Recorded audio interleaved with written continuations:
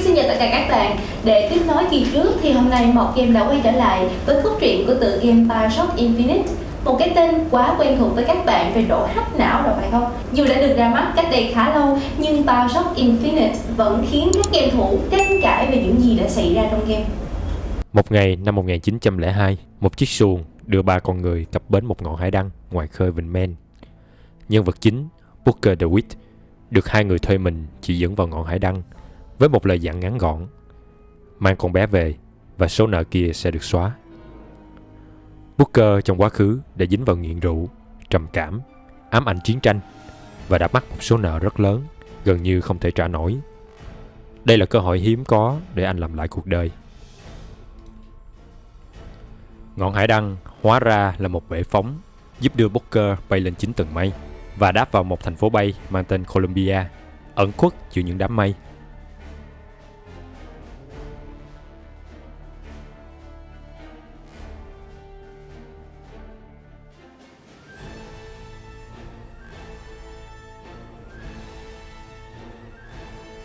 Theo lời 2 người thuê anh, thì cô gái anh cần đưa về được giữ ở Monument Island.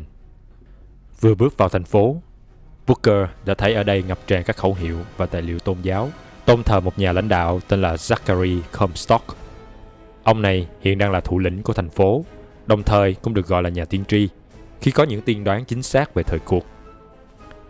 Các cư dân thành phố sống một cuộc sống an nhàn và vui vẻ. Họ có những hoạt động giải trí, lễ hội vui nhộn nơi công cộng. Tuy nhiên, khi Booker tham gia một trò chơi, thì bị phát hiện dấu ấn 2 chữ AD khắc trên tay. Các cư dân ở đây gọi là dấu ấn Fall Shepherd, được Comstock tiên đoán là người sẽ làm cho Columbia sụp đổ. Booker trong thoáng chốc bỗng trở thành kẻ bị truy nã gắt gao nhất trong thành phố, còn thường dân thì sợ hãi bỏ chạy khỏi anh. Booker phải vừa nỗ lực chạy thoát và chống trả lực lượng cảnh sát của thành phố, vừa phải tìm đến nơi đang giam giữ cô gái cần được mang về. Trên đường đi, anh cũng phát hiện ra các thiết bị kỳ lạ gọi là siphon, cũng như việc cô gái anh cần mang về tên là Elizabeth, và cô có khả năng mở các cổng xuyên không gian gọi là tear. Booker phát hiện Elizabeth bị nhốt trong một tòa tháp tại Monument Island. Booker trèo lên tháp, gặp mặt Elizabeth và cũng gặp cả con robot chim khổng lồ Songbird có nhiệm vụ canh giữ cô gái. Songbird tấn công và phá sập tòa tháp. Cả 2 người may mắn thoát nạn toàn mạng và lên kế hoạch tiếp cận chiếc tàu bay First Lady's Airship. Elizabeth muốn dùng nó để chạy đến thành phố Paris, nơi cô hằng mong ước sẽ đến sống khi thoát khỏi cảnh giam cầm. Tuy nhiên, khi biết Booker chỉnh hướng bay của khí cầu về New York để nộp cô lãnh thưởng, Elizabeth đã đánh gục Booker và bỏ trốn. Chàng trai Booker tỉnh dậy và thấy con tàu bị nhóm phiến quân Vox Populi do Daisy Fitzroy chỉ huy đang chiếm cô tàu.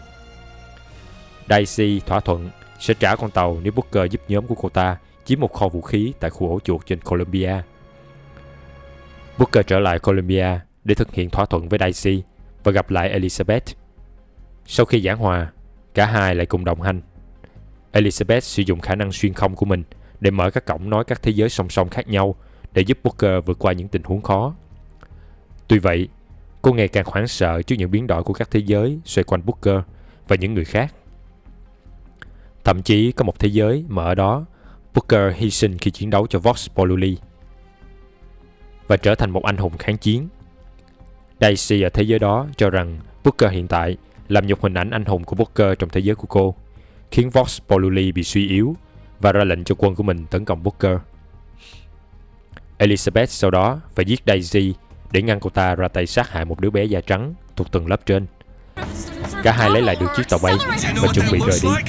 Elizabeth lúc này thay đổi trang phục thành bộ váy xanh và tóc cắt ngắn.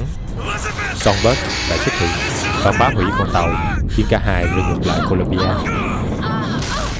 Bộ đôi này nhận ra rằng họ sẽ không thể rời Columbia nếu chưa vô hiệu hóa được Songbird. Lần này, thay vì tìm đường thoát, họ đi tìm cách điều khiển Songbird. Trong hành trình tìm cách thoát lần này, nhiều thông tin thâm cung bí sử quan trọng về các nhân vật của Columbia được hé lộ. Cặp đôi nhà khoa học Lutis với những phát minh tạo ra Columbia cũng như công nghệ xuyên không thực ra không phải là anh em sinh đôi, mà là cùng một người ở 2 thế giới khác nhau. Nhà khoa học nữ Rosalind Lutis là người gốc của thế giới này, đã phát minh ra thiết bị xuyên không Jua Tier, đưa Robert Lutis là phiên bản nam của mình ở thế giới của Booker về cùng hợp tác. Hai người này cũng chính là cặp nam nữ thỉnh thoảng lại xuất hiện trong hành trình của Booker với những hành động rất khó hiểu. Về phần quá khứ của Elizabeth cũng được hé lộ rằng không phải là con ruột của Comstock mà do ông ta mang về từ một nguồn bí mật nào đó, có thể là từ một thí nghiệm bí mật. Nhưng có một điều chắc chắn là cô gái này sở hữu một sức mạnh tâm linh vô cùng khủng khiếp. Để kiềm chế nó, Comstock cho xây các siphon phủ sóng khắp chỗ giam giữ để phong tỏa sức mạnh của Elizabeth. Comstock phát hiện cặp đôi Luteis có âm mưu phá hoại kế hoạch của mình, sắp xếp cho Elizabeth kế vị, nên sai thủ hạ âm thầm phá chiếc máy điều khiển thiết bị xuyên không. Cặp đôi Luteis sử dụng nó và bị mắc kẹt vĩnh viễn ở ranh giới các thế giới. Họ xem như đã chết vì không còn tồn tại ở thế giới này nữa, nhưng kỳ thực lại trở nên bất tử và có quyền năng du hành tự do giữa các thế giới. Booker cùng Elizabeth tìm đường đến nhà của Comstock thì bất ngờ Songbird đuổi kịp họ. Nó tấn công và toàn giết Booker. Elizabeth phải đồng ý nộp mình để đổi lấy mạng sống cho Booker. Songbird thả Booker ra và bắt Elizabeth bay về hướng nhà của Comstock. Trong khi đuổi theo, Booker bị hút vào một thế giới của tương lai. Trong đó, Booker thất bại khi cứu Elizabeth, và nhiều năm sau, Elizabeth trưởng thành, bắt đầu kế vị Comstock. Elizabeth của tương lai cho Booker chứng kiến cảnh Columbia gây chiến, tàn phá nền văn minh mặt đất. Phiên bản Elizabeth tương lai cho biết Booker luôn bị Songbird ngăn chặn mỗi khi cố tiếp cận cứu mình, cho đến khi anh thất bại hoàn toàn. Bà ta nhờ Booker trở về, ngăn chặn tương lai này diễn ra bằng cách vô hiệu hóa Songbird theo lời gợi ý của bà ta. Booker sau đó được trả về với thực tại và tiếp tục hành trình tấn công vào nhà của Comstock để cứu Elizabeth phiên bản hiện tại. Booker xông vào phòng thí nghiệm trong nhà Comstock và chứng kiến ông ta cho các nhân viên áp dụng các biện pháp khủng khiếp để tẩy não Elizabeth, khiến cô mất đi ước muốn được tự do và toàn tâm toàn ý nghe theo chỉ bảo của Comstock. Sau khi kéo được Elizabeth ra khỏi những cỗ máy tra tấn khủng khiếp, cặp đôi gặp Comstock trong con tàu bay chính của hắn. Comstock chơi con bài cuối với Booker bằng cách thách thức anh, nói cho Elizabeth biết sự thật về quá khứ của cô và ngón tay cụt nhằm chia rẽ họ. Booker tức giận dìm chết Comstock trong chậu nước rửa tội, và khi Elizabeth hỏi, anh từ chối trả lời và nói rằng anh cũng không biết phần quá khứ đó. Booker quyết định sẽ phá hủy tất cả các siphon để Elizabeth lấy lại được toàn bộ sức mạnh vốn có và dùng nó để tự tìm sự thật, không cần phải biết qua lời kể nào hết. Cùng lúc đó, Vox Populi tấn công.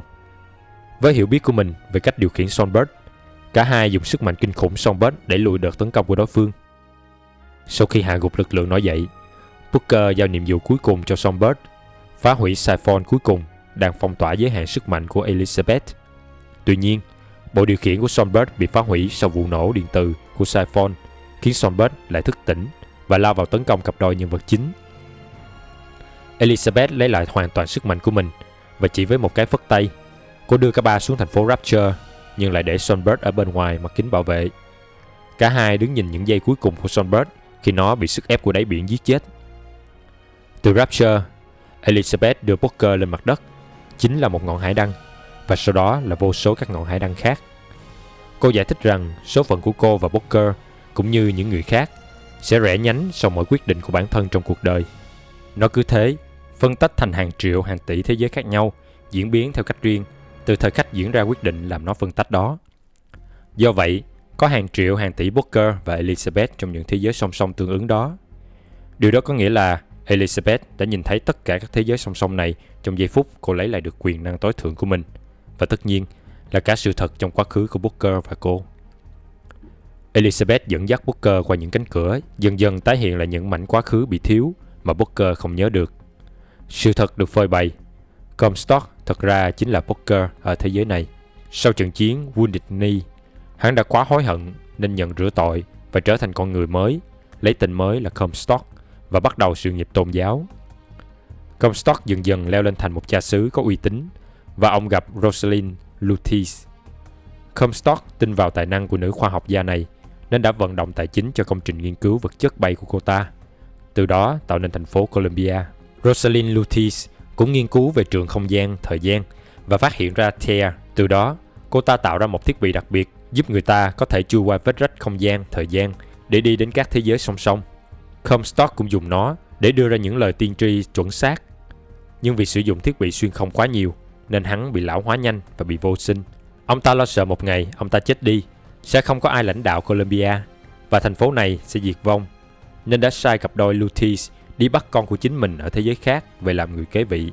Anna DeWitt được Robert Luteus siết nợ từ Booker mang về và đổi tên thành Elizabeth. Tuy nhiên, trong quá trình bắt Anna, Booker suy nghĩ lại nên đuổi theo giằng lại đứa con lúc cổng không gian đóng lại, khiến Anna bị đứt một đốt ngón tay út. Nhờ hai phần cơ thể ở hai thế giới giúp Elizabeth, Anna trở thành một thực thể xuyên không gian thời gian, có khả năng mở các cổng không gian tùy ý mà không cần thiết bị của Luteus, và sức mạnh này cực lớn, vượt khỏi tầm kiểm soát của Comstock. Cặp đôi Luteus hối tiếc vì việc cướp con của Booker nên tìm cách sửa sai. Họ mang Booker vào thế giới này và lợi dụng hiệu ứng mất trí nhớ khi du hành xuyên thế giới. Họ đã khiến Booker quên mất đi quá khứ và nghĩ rằng mình đang làm một việc để trả nợ chứ không phải đi cướp lại con gái bị bắt cóc của mình. Chính vì hiệu ứng mất trí nhớ đó mà mỗi lần Booker cố nhớ lại những thứ còn thiếu lại bị chảy máu cam. Booker cực kỳ hối hận sau khi biết hết sự thật quá khứ của mình và chính mình đã bán đứa con là Elizabeth đi. Anh thề sẽ làm bất cứ điều gì để chuộc lỗi với con gái, và nhất là sẽ giết chết Comstock trước khi hắn được sinh ra. Elizabeth đã dẫn Booker về con suối rửa tội, nơi Booker từng từ chối rửa tội, và cho anh biết rằng ở thế giới của Columbia thì Booker chấp nhận rửa tội, và chính tại đây Comstock được sinh ra. Vì vậy, để ngăn chặn tất cả những thế giới sinh ra từ Comstock, phải giết hắn trước khi hắn hình thành, nhưng cũng phải ngăn chặn Booker ở phiên bản không rửa tội hình thành. Điều đó có nghĩa là Booker phải chết trước khi lựa chọn rửa tội hay không, để hủy diệt cả hai nguồn là Comstock với Columbia và Booker với đứa con gái Anna DeWitt.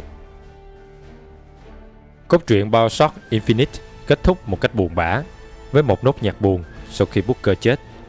Chỉ còn lại một mình Elizabeth đứng đó trước khi nốt nhạc cuối ngân lên và màn hình tối đen lại. Liệu Elizabeth duy nhất đó có biến mất? Mọi thứ càng khó hiểu hơn khi kết thúc đoạn credit có một cảnh ngắn của cốt truyện BioShock Infinite được thể hiện. Booker tỉnh lại trong ngôi nhà quen thuộc của mình. Anh bất giác gọi tên Anna và mở cửa vào phòng của đứa bé. Màn hình đóng lại trước khi Booker nhìn vào cái nôi để xem đứa bé còn trong đó không. Kết thúc này tiếp tục gây khó hiểu khi không thể biết Booker có thoát khỏi cái vòng lặp bất tận đó hay không. Comstock, Luteus và thành phố Columbia. Nhà sáng lập Zachary Hale Comstock.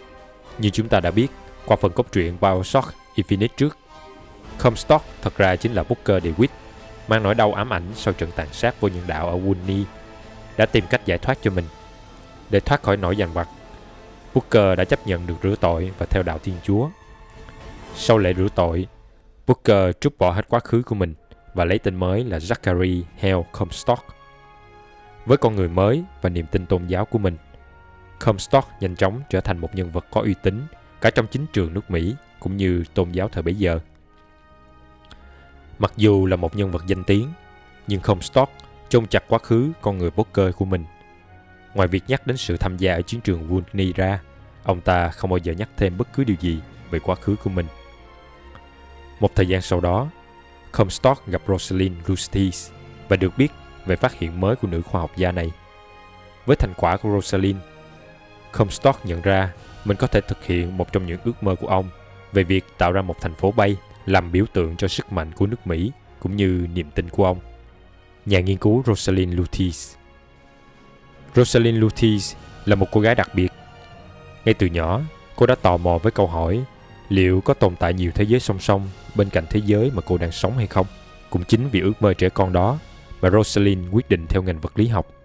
Cô đã có một thành quả lớn khi tìm ra cách để làm một nguyên tử nổi lơ lửng trên không trung và tự đặt tên hiện tượng này là Luteus Field, trường Luteus.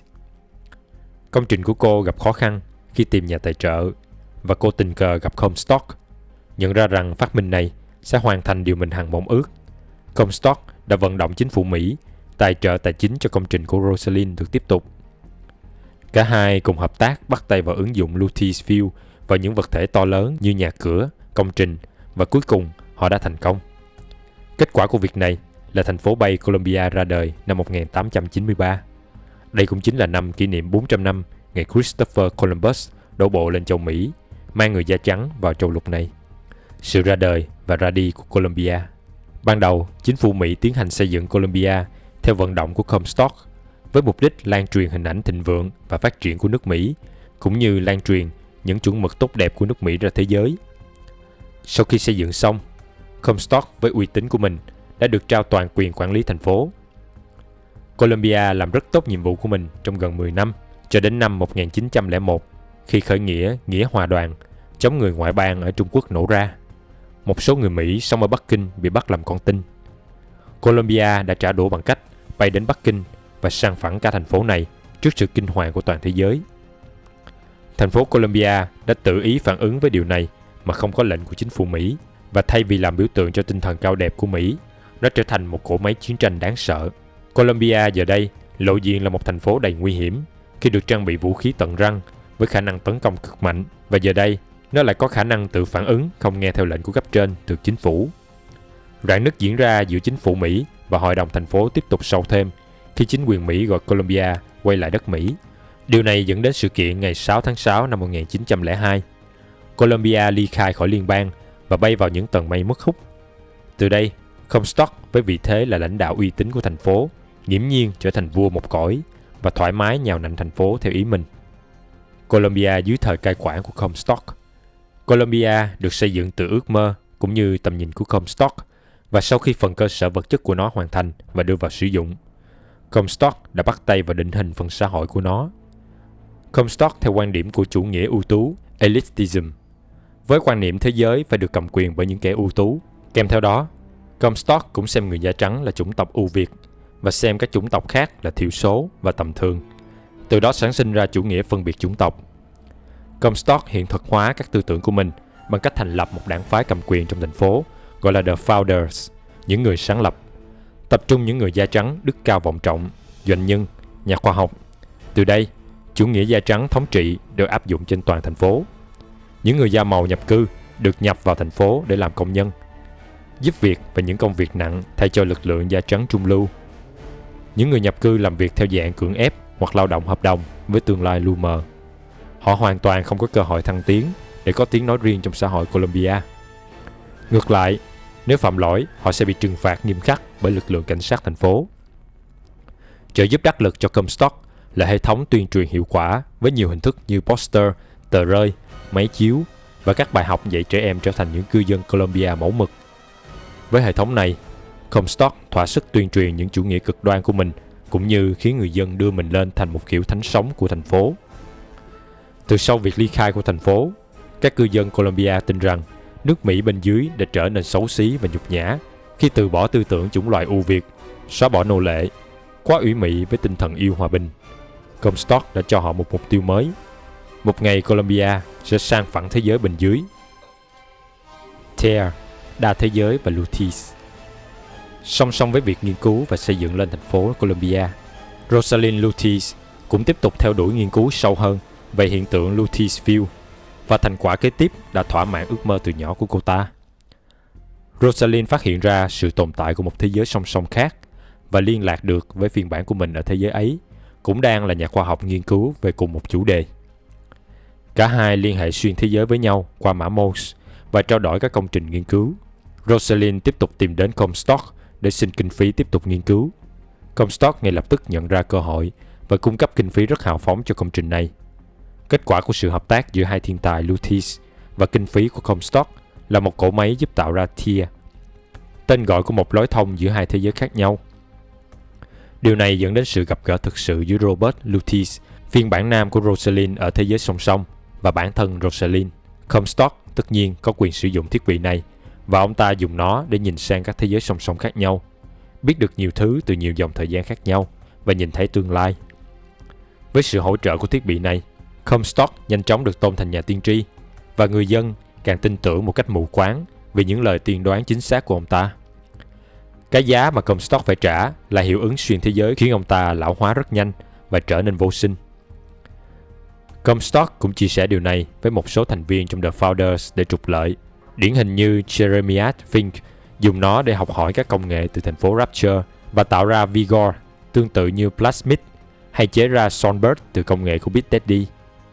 Chính sự học lớn này cùng với sức sáng tạo của cặp đôi Luteis, thành phố Columbia trở nên phát triển cực cao về khoa học công nghệ, vượt rất xa so với thế giới bên dưới. Kế hoạch tối thượng và thanh trừng nội bộ. Chính vì phản ứng phụ của quá trình sử dụng thiết bị mở Tia quá mức khiến Comstock tuyệt hậu và tiến về cửa tử nhanh hơn vì lão hóa. Ông ta nghĩ đến việc tìm người kế vị ước mơ của mình. Comstock muốn chắc chắn huyết thống của mình kế vị, nên sai cặp đôi Luteez tìm trong các thế giới song song một phiên bản của mình đã có con và bắt cóc đưa bé về. Robert Luteez phát hiện Booker DeWitt trong thế giới của mình, từ chối rửa tội và vẫn còn là Booker, nhưng sống một cuộc đời khổ hạnh, trầm cảm vì dằn vặt quá khứ càng bi đát hơn. Sau khi vợ anh qua đời trong lúc sinh đứa con gái Anna DeWitt, Booker suy sụp và lao vào rượu chè, nợ nần chất đống đến mức gần như không còn lối thoát. Robert đã xuất hiện và đưa ra đề nghị Booker bán con gái để được xóa nợ. Trong cơn túng quẫn, Booker giao con xóa nợ, nhưng sau đó anh hối hận và chạy theo giật lại Anna. Trong khi giành giật, Comstock đã chiến thắng và kịp kéo Anna sang thế giới của mình trước khi Tia đóng lại. Tuy nhiên, một đoạn ngón tay út của Anna không thoát qua kịp, bị kẹt lại và bị cắt rời. Comstock có được người kế vị thành công, liền đặt tên lại cho Anna là Elizabeth và bắt đầu tuyên truyền về việc mình đã có con và Columbia đã có người kế vị xứng đáng.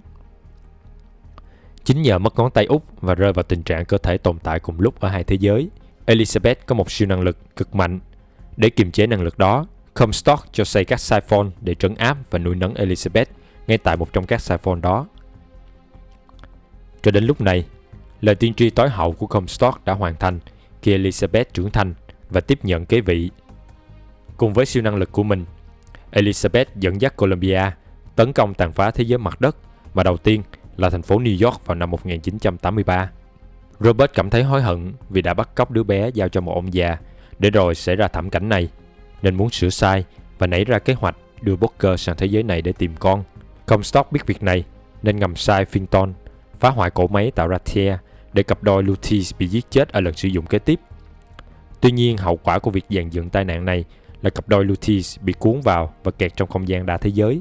Họ tồn tại ở khắp mọi nơi nhưng không thực sự hiện hữu ở đâu hết. Comstock cũng chuẩn bị trước cho sự viếng thăm đòi con của Booker, nên đã đưa ra lời tiên tri về một kẻ có dấu hiệu chữ AD trên tay là False Suffer, kẻ đã khiến Columbia bị hủy diệt.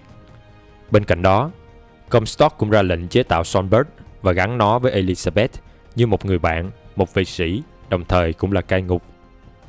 Vợ của Comstock, đệ nhất phu nhân Lady Comstock, bất mãn trước việc không thể sinh con cho ông mà lại phải chấp nhận một đứa trẻ bị đưa từ nơi khác đến. Sau 2 năm nhẫn nhịn, bà ta quyết định sẽ tiết lộ bí mật động trời này. Comstock tiên tri được điều đó nên sắp xếp kế hoạch thủ tiêu vợ mình. Cái chết của Lady Comstock được đổ hết lên đầu Daisy Fitzroy, cô quản gia da đen của Lady Comstock. Daisy trốn thoát thành công và ôm mối thù sâu, đi thành lập tổ chức nổi loạn Vox Populi nhằm trả mối hận bị vu oan, cũng như giúp tầng lớp bần cùng của Columbia chống lại sự thống trị của người da trắng. Cảm ơn các bạn đã theo dõi video ngày hôm nay của Mọt Game. Các bạn đừng quên like để ủng hộ bọn mình và subscribe để nhận được thông báo khi bọn mình upload những video tiếp theo nhé. Sự ủng hộ của các bạn chính là động lực giúp bọn mình có thêm hứng thú làm tiếp video để đem đến cho các bạn những thông tin bổ ích dành cho game thủ đó. Giờ thì xin chào và hẹn gặp lại các bạn trong các video tiếp theo.